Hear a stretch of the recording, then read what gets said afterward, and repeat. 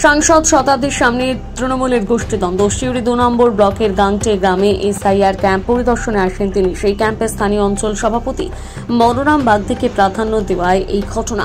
সাংসদ এলাকা ছেড়ে বেরিয়ে যান। স্থানীয় অঞ্চল সভাপতি বলরাম বাগদি গাড়িতে চাপিয়ে বলরাম আর তার ভাইকে তৃণমূলের আরেক গোষ্ঠীর লোক মারধর করে। এলাকায় তৃণমূলের গোষ্ঠীদ্বন্দ্ব, ঘটনাস্থলে পুলিশ।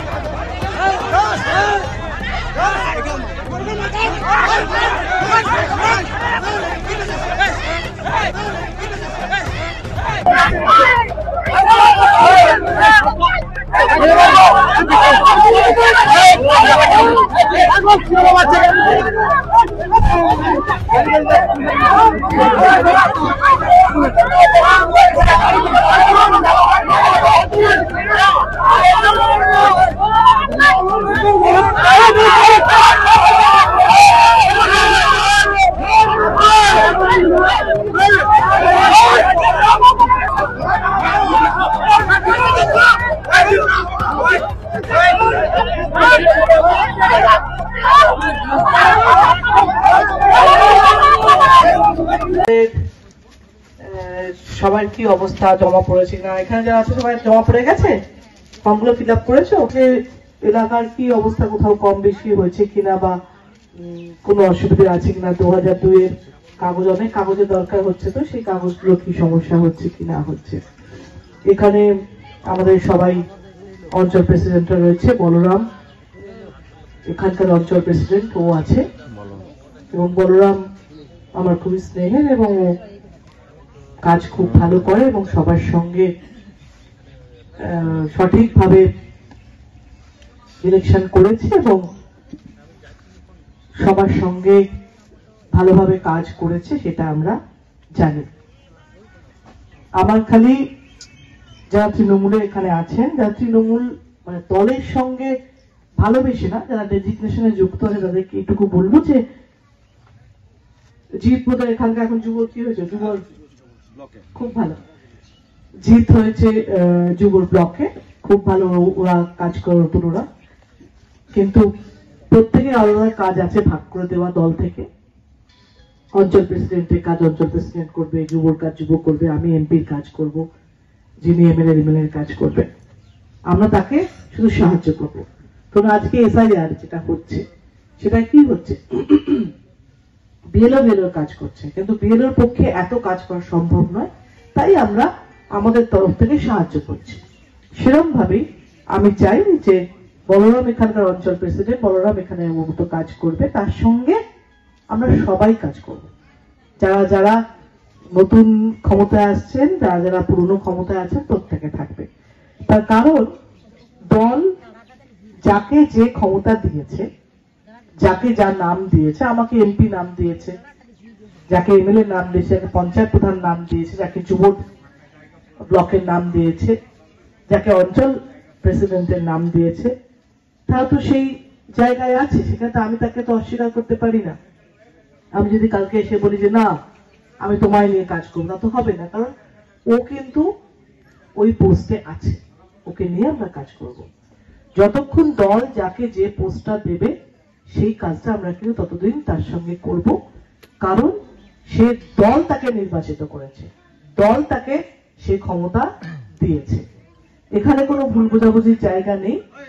এখানে এবার আমরা অস্বীকার করব না, কারণ আমাদের পছন্দ অপছন্দের লোক নাও হতে পারে, আমাদের পছন্দ নাই থাকতে পারে, আমাদের তার প্রতি ভালোবাসা নাই থাকতে পারে, কিন্তু দলের যেহেতু সে সেই ক্ষমতায় আছে, সেই পোস্টটায় আছে, সেহেতু তাকে আমরা মানব। এবং যত প্রত্যেকের পোস্টকে আমরা মানবো, প্রত্যেককে সম্মান দিয়ে চলবো, তত আমাদের প্রবলেম কম হবে, তত আমাদের অশান্তি কম হবে, তত আমরা শান্ত মনে মমতা ব্যানার্জি, অভিষেক ব্যানার্জির দলকে আরো বেশি শক্তিশালী করতে পারবো।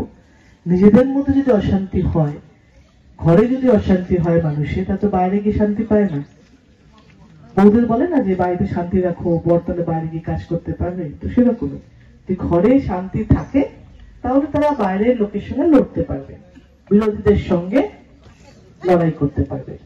তাই আমি বলবো যে বলরাম ইয়াং ছেলে, জিৎ ইয়াং ছেলে, বাকি যারা আছে সবাই এই ক্ষমতায় যারা যারা থাকছে এবং দলের সঙ্গে যারা যারা আছে তারা কিন্তু সবাইকে নিয়ে চলো, সবার সঙ্গে চলো এবং সেই পোস্টটাকে সম্মান দাও। কারণ দল নির্বাচিত করেছে মানে আপনি নির্বাচিত করেছেন। তাই আগামী দিন আমরা এভাবেই চলবো, যাকে যাকে দল ক্ষমতায় রাখবে আমরা তার সঙ্গে আছি। তো আলাদা করে দল তৈরি করা বা আলাদা করে বিভেদ তৈরি করার চেষ্টা যদি আমরা করি তাহলে সেটা রাজনৈতিকভাবে আমাদের ভুল হবে এবং আমরা মমতা ব্যানার্জি এবং অভিষেক ব্যানার্জিকে অসম্মান করবো। তাই চাইবো, তাই জন্য সেই ভালোবাসার জায়গা থেকে আমরা কি বলবো, এদিকে আসুন, আসুন এদিকে আসুন। ওর ভাল লাগছে না শুনতে, ওকে নিয়মে আনতে গেলে সিস্টেমে, দলের কি সিস্টেম বোঝাতে গেলে ওর ভাল লাগছে না।